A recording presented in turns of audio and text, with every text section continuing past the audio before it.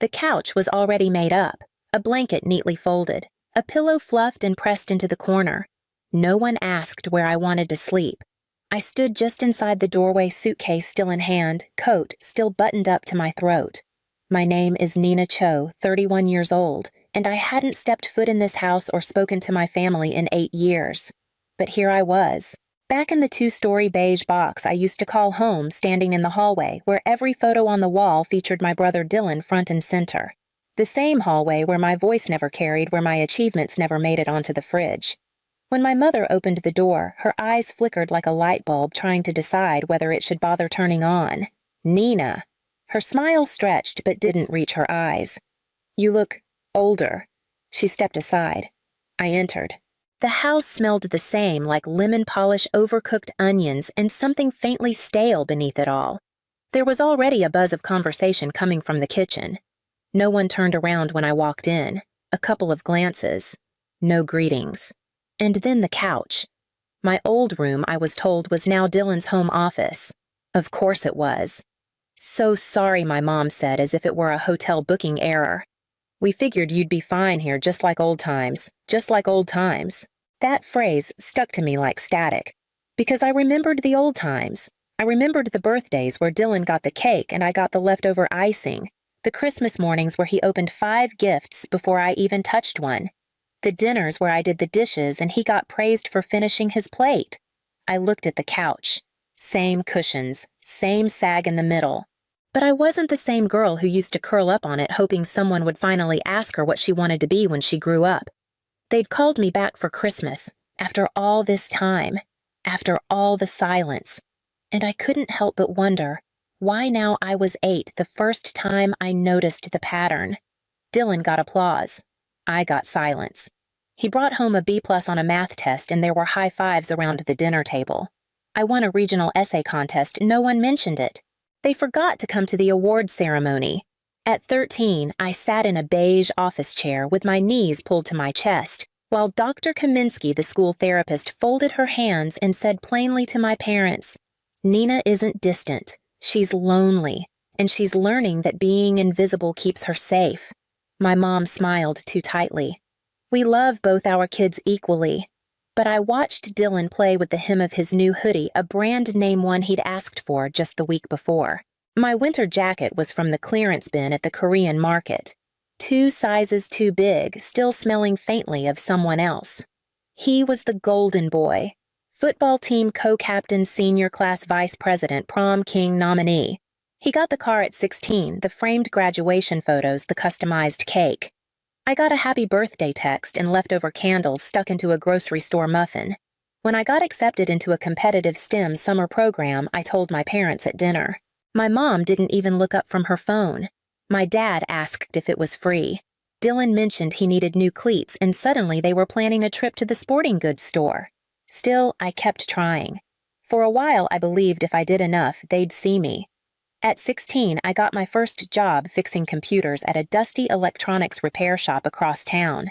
I'd bike there after school, rain or shine, hands blistered from cold handlebars.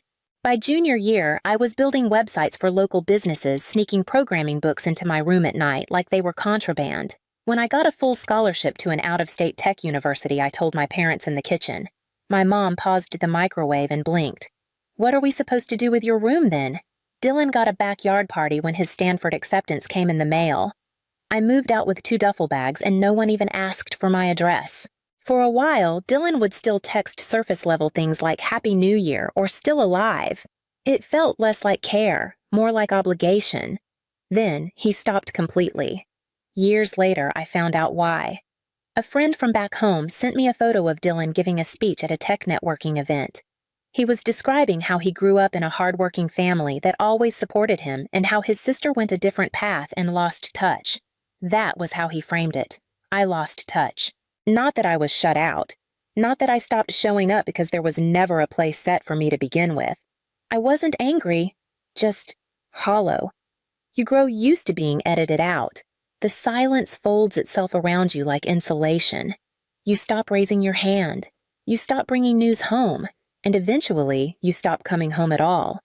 But then the call came, my mom's voice thin over the phone. "It's been so long, Nina. We'd love to see you. Come home for Christmas." As if the years between never happened. As if I had always been welcome. I hung up and stared at the couch in my apartment.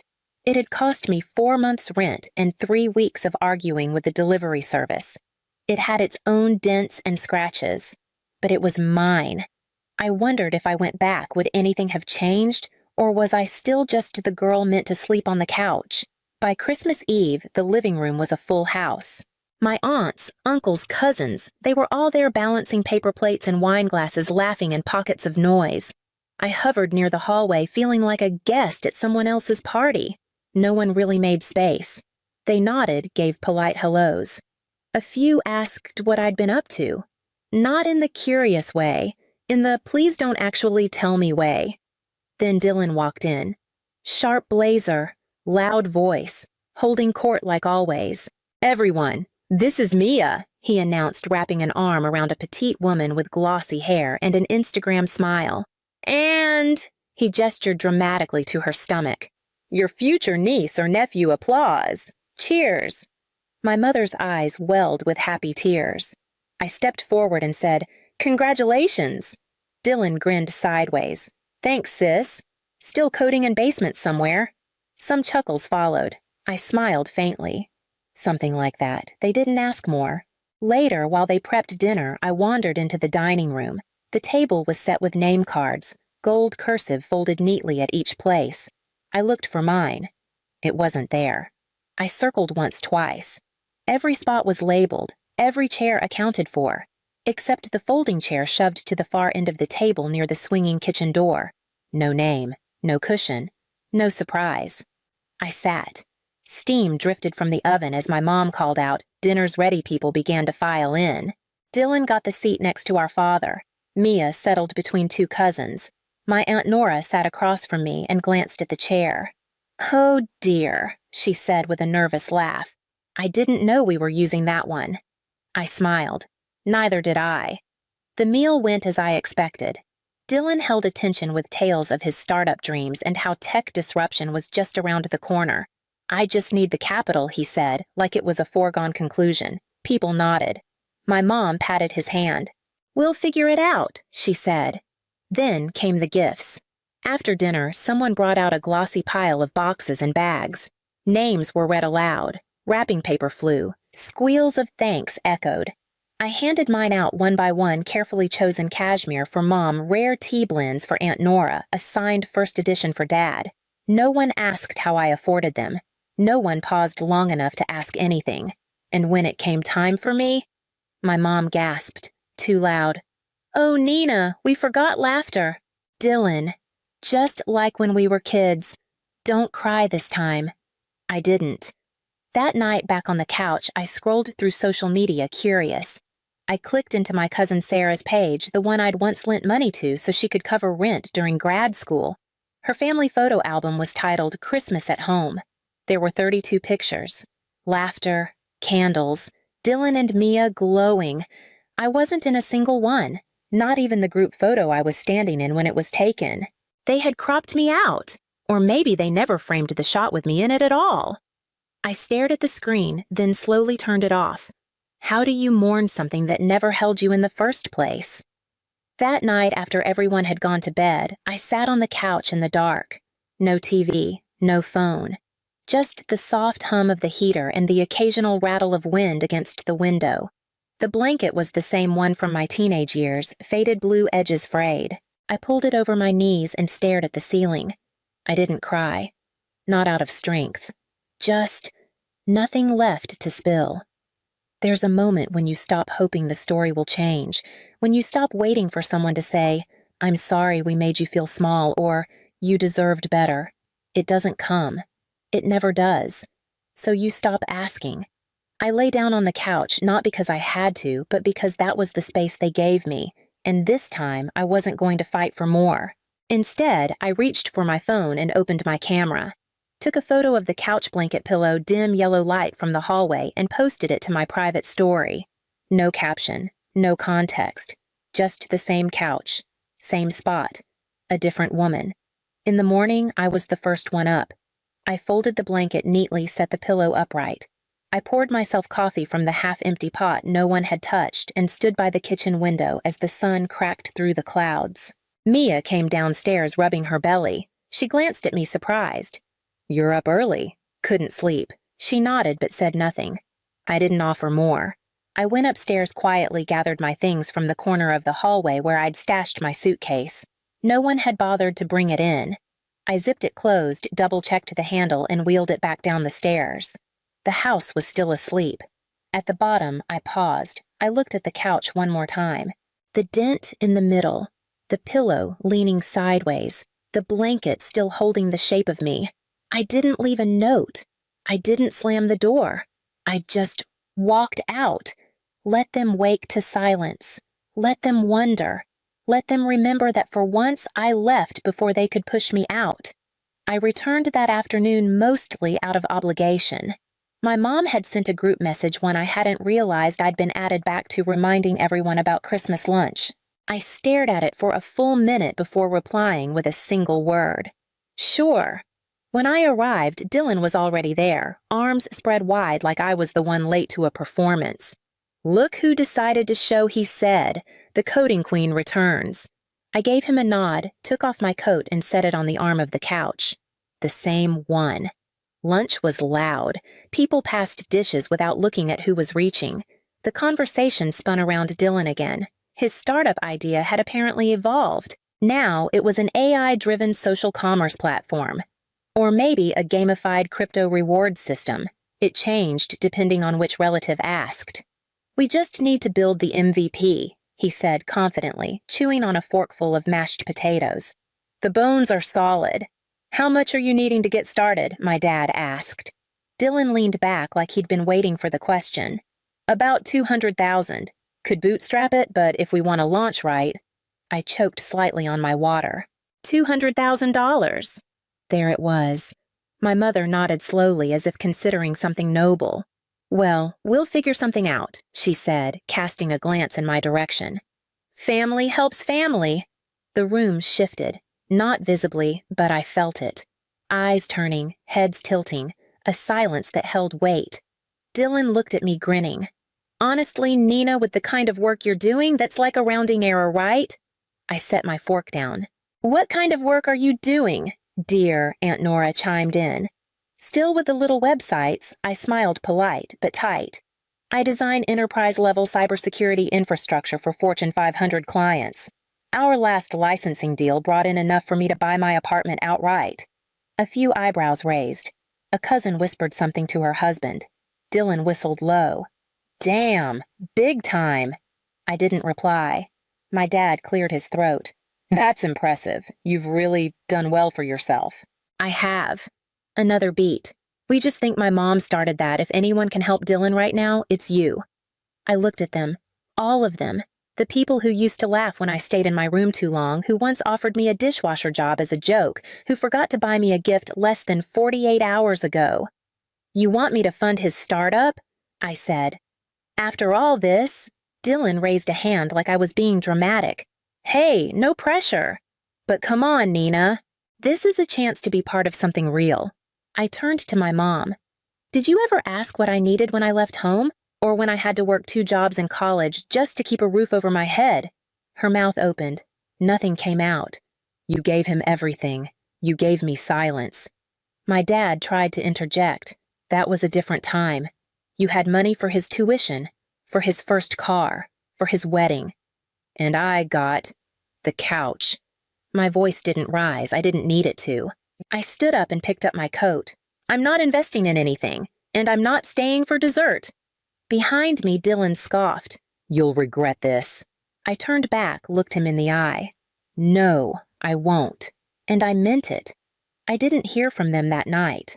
No angry texts, no missed calls. Just a strange quiet like the house had finally swallowed itself. I drove back to the city the next morning without saying goodbye. By the time I reached my apartment, the notifications had started. Aunt Nora. "Just wanted to say how proud we all are. Your mom says you're doing so well. A cousin I hadn't spoken to in years. Heard about your job, amazing. Family's family, right?" Then my mom, "Don't let one bad conversation ruin everything. We still love you. Still, as if love had ever been the starting point. I ignored them all. But then came the call I wasn't sure I'd been expecting or dreading. It was from Sarah, my cousin. The one person who years ago had slipped me $20 when I was short on groceries. The one who used to text happy birthday even when no one else remembered. The only person who'd ever stood beside me when the room turned cold. I answered. "Jesus, Nina," she said, sighing. "What happened?" I told her. Not all of it. Just enough. There was a long pause on the other end. "You know they're spinning it now, right?" she said. "Your mom's telling everyone you're rich and heartless. That you ambushed Christmas with your ego." I didn't respond. "They're saying you refused to help your own brother when he's starting a business to support a family." I waited. Then she said it.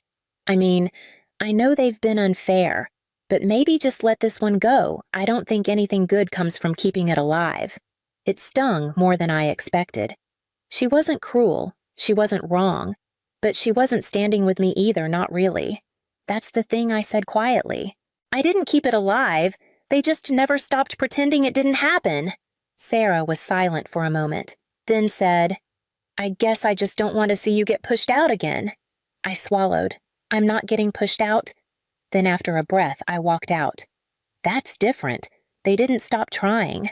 For the next week, messages trickled in like clockwork. Carefully worded apologies that never used the word sorry. Just phrases like, "let's move forward," or "family goes through rough patches." One voicemail ended with my mother's voice brittle but oddly bright. "Maybe next year you can come a few days early. We'll clear out the guest room." Guest room. It was never mine to begin with, I suppose. I didn't reply. I didn't block them either. Just watched the messages pile up untouched. Like unopened gifts you already know you don't want. Sarah texted once more, everyone's still talking. "It's getting out of hand. Do you want me to say something I thought about it?" And then I wrote back, "No. Let them." Because for once, I wasn't interested in setting the record straight. I wasn't trying to correct their story or clean up the mess they made out of my name. Let them talk. Let them twist it. I wasn't coming back anyway. They could rewrite the ending 100 times over, but I already knew where mine stopped. I said it to Sarah first, almost like a whisper, and I didn't know then that it would be the last thing I'd ever need to say to any of them. I was never missing, I told her. I was always there. They just lived easier pretending I wasn't. 3 weeks later, I donated the couch. The one in my apartment, not because I needed the space, but because I no longer wanted to carry the symbol. It wasn't the same couch I slept on back home, but it might as well have been. Same dull gray. Same sag in the middle. Same way it had held me through years of silence. The movers wrapped it in plastic. As they wheeled it out the door, I caught a glimpse of the underside, faint blue ink, where I had once scribbled an idea for a website back in college. A version of me still trapped in survival. I didn't erase it. I didn't say goodbye. I just turned away. Later that night, I sat on the bare floor where it used to be, a glass of wine, quiet music, no weight behind me, no ghost to lean on. My phone buzzed, another number I didn't recognize. I let it ring. Outside the window, the city shimmered unbothered, alive. The next morning, I posted a photo. No people, no words. Just the empty corner where the couch used to be. I didn't caption it.